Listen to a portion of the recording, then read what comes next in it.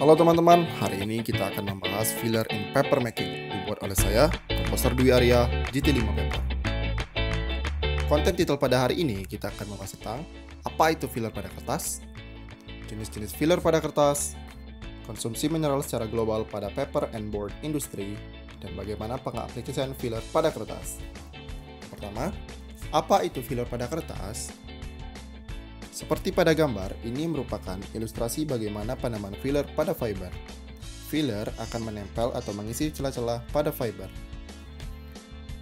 Filler itu sendiri merupakan mineral berbentuk padat yang memiliki ukuran yang sangat halus. Bagaimana?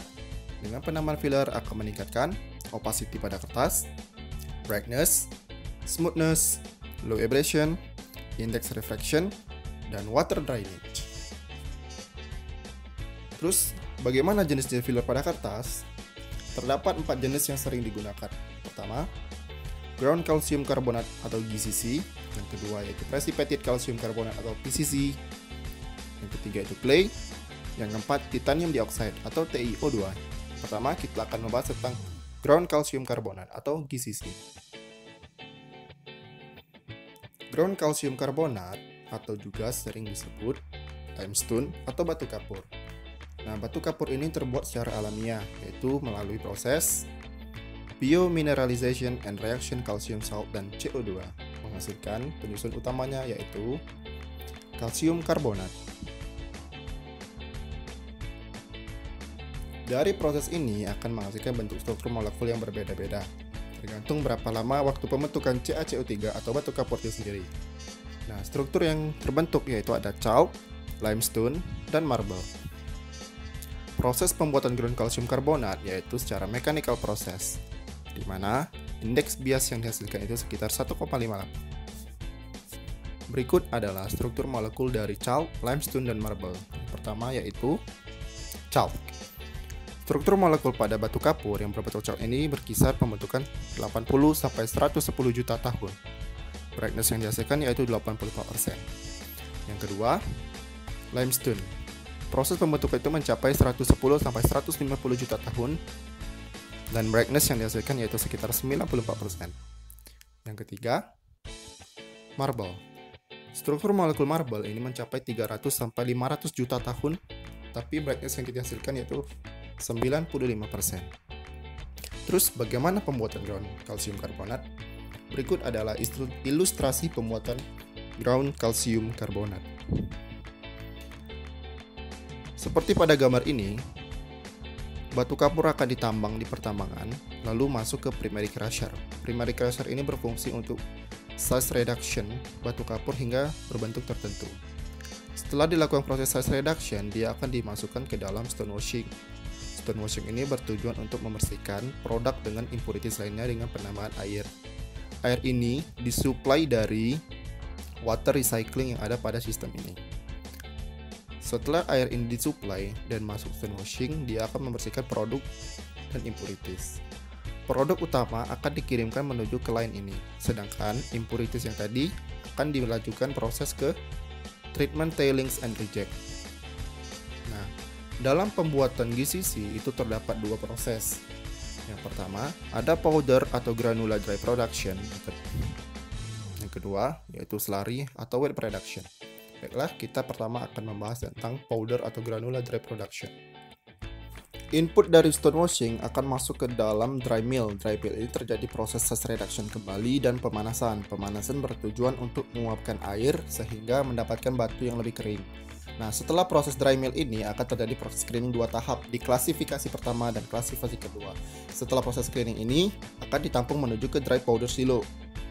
Nah, itu adalah proses dari powder granular dry production. Kedua yaitu slurry wet production. Nah, input dari stone washing akan masuk ke dalam wet mill. Nah, wet mill ini bertujuan untuk menghasilkan produk yang berbentuk basah. Nah, pada wet mill ini ditambahkan air. Air ini berasal dari water recycling. Setelah ditambahkan ini terjadi proses reduction. Nah, keluaran dari wet mill ini akan menuju ke sistem beneficiation. Nah, beneficiation ini terjadi proses gaya sentrifugal untuk memisahkan produk dan impurities. Nah, yang produk yang paling ringan dia akan masuk ke dalam flotasi. Nah, flotasi di sini bertujuan untuk sama, dia akan menghilangkan produk utama dan impurities. Nah, Jika produk impurities, dia akan menuju ke reject atau tailing pada sini. Sedangkan jika produk utama yang didapatkan, dia akan ditampung di tangki seperti ini. Nah, tangki ini akan diteruskan menuju ke dewatering untuk mengurangi kandungan air di dalam produk. Setelah kandungan air berkurang sedikit, dia akan diproses fine graining kembali, penghalusan kembali.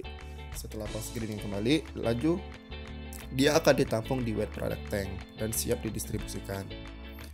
Nah, ini adalah proses pembuatan ground calcium carbonate. Dua proses, yaitu ada powder granulate reduction dan slurry wet production.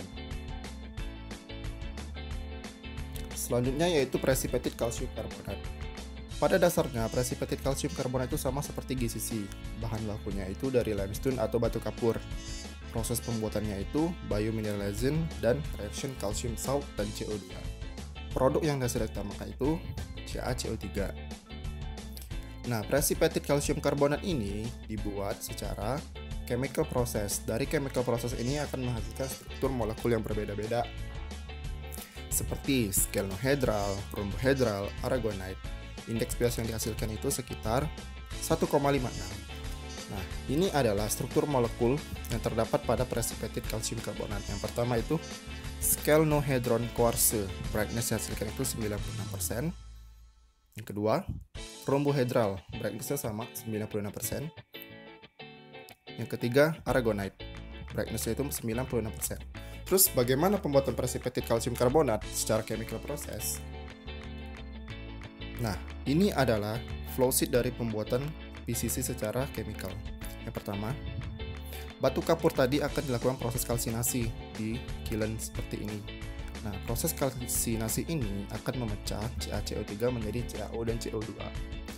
Nah, setelah produk yang terpecah, CaO akan dialirkan menuju ke quicklime. Nah, CaO ini akan direaksikan kembali dengan H2O menjadi hidrat lime di alat slacker. Dari alat slacker ini akan di-screening kembali berdasarkan ukurannya. Jika ukuran partikel sesuai yang diinginkan, dia akan diteruskan menuju ke tangki storage. Produknya itu CaOH2. Nah, CaOH2 ini akan direaksikan dengan CO2. Nah, CO2 tadi berasal dari proses kiln. Kan ada CaO dan CO2. CO2 akan dihisap menggunakan fan dan akan dilakukan proses purifikasi di scrubber. Nah, kita tahu kan batu kapur itu kan banyak impuritasnya seperti CO2, SO2, NO2, dan lain-lain. Di dalam scrubber ini akan memisahkan CO2 dengan impuritas lainnya. Setelah CO2 yang murni yang kita dapatkan, dia akan dikompresor dinaikkan tekanannya ke karbonator. Nah, karbonator ini bertujuan untuk mereaksikan CaOH2 dari storage dengan CO2 dari scrubber. Dari reaksi ini akan menghasilkan CaCO3 yang murni dan air. Nah, CaCO3 ini akan ditampung di tangki PCC pertama. Setelah ditampung PCC pertama, dia akan lakukan proses screening untuk memisahkan partikel yang kecil dan besar. Jika partikel sesuai yang kita inginkan, dia akan ditampung kembali ke PCC, tangki coating atau filler, dan siap didistribusikan. Nah, itulah proses bagaimana PCC dibuat secara chemical. Yang ketiga itu clay atau kaolin. Kaolin atau clay itu disebut juga atau batu lempung, yang dimana struktur molekulnya itu terbentuk dari hidrat aluminium silikat atau Al2O3, 2SiO2, 2H2O. Nah, untuk penggunaan sebagai filler, dia harus dilakukan proses pembuatan secara kalsinasi. Nah, proses kalsinasi ini bertujuan untuk menghilangkan senyawa H2O, yang dimana akan menghasilkan produk aluminium silikat. Biasanya clay ini partikel size-nya itu 2 mikrometer. Ketiga, brightness yang dihasilkan yaitu 92%. Indeks pH yang dihasilkan yaitu 1,56. Berikut adalah struktur molekul tampilan dari kaolin clay. Yang keempat yaitu titanium dioxide atau TiO2. Titanium dioxide memiliki brightness yang cukup tinggi, yaitu sekitar 98%. Tetapi TiO2 ini harganya sangat mahal, sekitar 100.000 per kilogram. Partikel size yang digunakan itu sekitar 0,2 sampai 0,25 mikrometer. Indeks pH yang dihasilkan yaitu cukup tinggi, 2,55 sampai 2,76. Nah, berikut adalah struktur molekul dari titanium dioxide. Terus bagaimana konsumsi mineral secara global pada paper and board industry? Berdasarkan jurnal Protection of White Mineral Dispersion, Concept, Strategies, Option, and Limitation by OMIA Switzerland, konsumsi mineral secara global pada paper and board industry pada tahun 2010 itu mencapai 37,1 juta dry metric ton. Penggunaan mineral pada paper and board industry yang paling banyak itu jenis GCC atau ground calcium carbonate, sekitar 51% konsumsi. Sedangkan untuk PCC sekitar 21%, untuk clay 22%, dan titanium dioxide itu 5%. Dan lain-lain itu sekitar 1%. Nah, inilah persentase bagaimana konsumsi mineral secara global pada tahun 2010. Selanjutnya, bagaimana pengaplikasian filler pada kertas?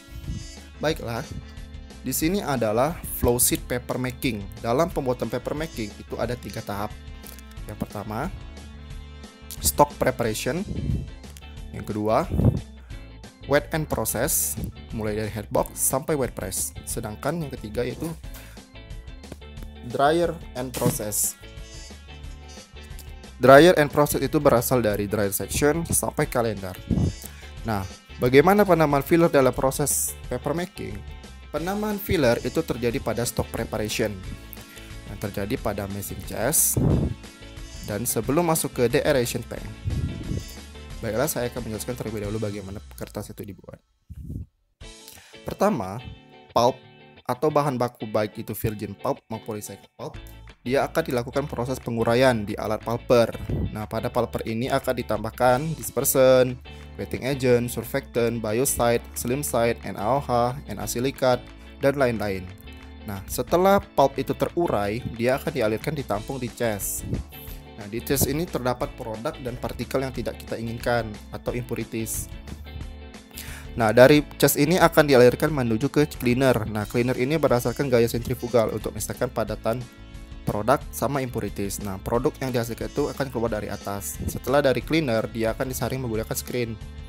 Nah, dari screen ini dia akan menuju ke tangki penampungan ini. Nah, di sini kan ada 3 aliran. Jika kita menggunakan virgin pulp, dia akan langsung dialirkan ke mesin chest, yaitu ke stok line 2. Sedangkan jika kita menggunakan recycled pulp atau yang banyak kandungan impurities, kita harus menghilangkan kandungan-kandungannya seperti tinta. Nah, di sini dia akan menuju ke proses flotation deinking untuk menghilangkan tinta. Setelah proses flotation deinking, dia akan dilakukan pemakatan kembali. Setelah dari pemakatan pulp, dia akan ditampung ke chest.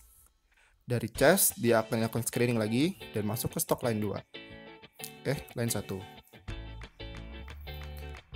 Nah, jika sudah keluar dari screening dan ditampung masing-masing di stok 1, stok line 2, stok line 3, di sini akan masuk ke proses meshing chest. Jika kita ingin memproduksi kertas tertentu dengan spesifik tertentu, kita bisa mencampurkan bahan-bahan tadi, bisa virgin pulp dan recycled pulp ataupun virgin pulp itu sendiri. Nah, pada meshing chest ini filler ditambahkan dengan komposisi tertentu. Nah, karena sifat filler ini tidak bereaksi, dia hanya mengisi rongga-rongga. Nah, karena akibat ada perputaran atau gaya sentrifugal di meshing chest dan turbulensi, maka filler akan lebih mudah masuk ke pori-pori sehingga meningkatkan water drainage pada fiber, opacity pada kertas, brightness, low abrasion, dan lain-lain.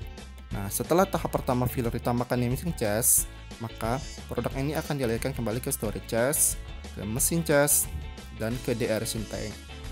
Sebelum ke deaeration tank, itu penamaan filler ke tahap kedua. Kenapa? Agar proses penamaan filler ini sempurna, maka dilakukan proses bertahap. Jadi, filler ini ditambahkan kembali pada konsentrasi tertentu. Sama, karena ada proses turbulensi di sini, jadi menyebabkan filler itu lebih mudah masuk ke dalam fiber. Nah, setelah masuk filler di sini, dia akan masuk ke deaeration tank untuk menghilangkan kandungan udara dalam produk pulp. Setelah dari deaeration, dia menuju ke press screen dan menuju wet end process headbox. Di sini akan terjadi proses pembentukan fiber, wet press. Setelah dari pembentukan ikatan fiber, dia akan diproses pengeringan di dry section. Setelah proses dry section, dia akan maju ke size press bertujuan untuk menambahkan senyawa starch dan lain-lain, dan sampai ke proses kalender dan reel. maka didapatkanlah hasil kertas dengan spesifikasi tertentu. Nah, teman-teman, itu adalah bagaimana filler ditambahkan dalam paper making.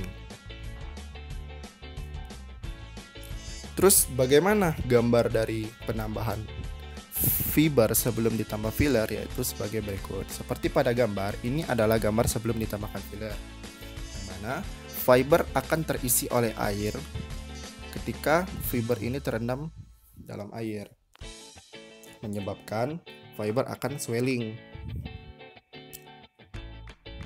Nah, ilustrasi itu sebagai berikut, yang terdiri dari fiber dan partikel filler. Partikel filler ini akan mengisi rongga-rongga pada fiber, menyebabkan dia akan tahan air, menaikkan opacity, brightness, dan lain-lain. Nah, ini adalah tampilan sesudah ditambahkan filler, yang dimana hasilnya sangat bagus sekali. Terus bagaimana impact dari filler loading? Some important paper properties. Nah, untuk mengetahui bagaimana impact filler penambahan pada paper, kita harus mengetahui parameter yang dihasilkan, yaitu ada brightness, opacity, stiffness, bulk, roughness, Benston, air permeances, Benson. Nah, di sini ada perbandingan penambahan 18%, 23%, dan 30% dari filler. Di mana semakin banyak ditambahkan filler, brightness yang dihasilkan itu semakin tinggi. Hasil yang didapatkan itu kalau 30% penambahan filler yaitu 87,9%. Begitu juga dengan opacity. Semakin banyak filler ditambahkan, opacity pada kertas akan semakin meningkat. Kalau stiffness, semakin banyak filler ditambahkan, maka hasilnya akan makin kecil, yaitu 0,24. Bulk, begitu juga dengan bulk akan semakin kecil. Roughness atau kekasaran, semakin banyak ditambahkan filler dalam kertas, maka kekasaran pada kertas akan semakin halus. Begitu juga dengan air permeances Benson, yaitu nilainya semakin meningkat dengan penambahan jumlah filler. Terus bagaimana perbandingan penggunaan filler antara GCC dan PCC? Nah, di sini saya membandingkan antara produk GCC dan PCC dalam penggunaan filler pada kertas. Parameter yang dilihat itu adalah basis weight, thickness, bulk, brightness, opacity, dan steam consumption. Nah, yang untuk dihasilkan GCC, itu basis weight-nya itu sekitar 79. Precipitated kalsium karbonat yaitu 80. Nah, untuk thickness itu sendiri, GCC itu mencapai 114, sedangkan precipitated kalsium karbonat yaitu 109. Untuk bulknya, GCC 1,3, PCC 1,39. Nah, untuk kecerahannya, GCC 112,5 dan PCC itu 113,4. Begitu dengan opacity, yang paling bagus yaitu penambahan pada PCC sekitar 92%. Tetapi semakin kecil ukuran partikel yang kita tambahkan, maka steam consumption akan semakin besar. Seperti pada gambar, GCC itu penggunaan steam consumption itu 13,9, sedangkan PCC itu 14,3. Nah, teman-teman, itulah pembelajaran kita tentang hari ini bagaimana filler pada paper making. Kesimpulannya, yang pertama, mineral yang berasal dari alam. Yang kedua, penambahan filler pada kertas akan meningkatkan brightness, opacity, index reflection, stiffness, water drainage, dan lain-lain. Yang ketiga, ground calcium carbonate, precipitated calcium carbonate, clay, dan titanium dioxide merupakan jenis-jenis filler yang sering digunakan dalam pembuatan kertas. Baiklah teman-teman, terima kasih atas perhatiannya. Pembelajaran hari ini cukup sampai di sini. Dan saya ucapkan terima kasih, semoga ilmu manfaatnya bermanfaat. Sampai jumpa.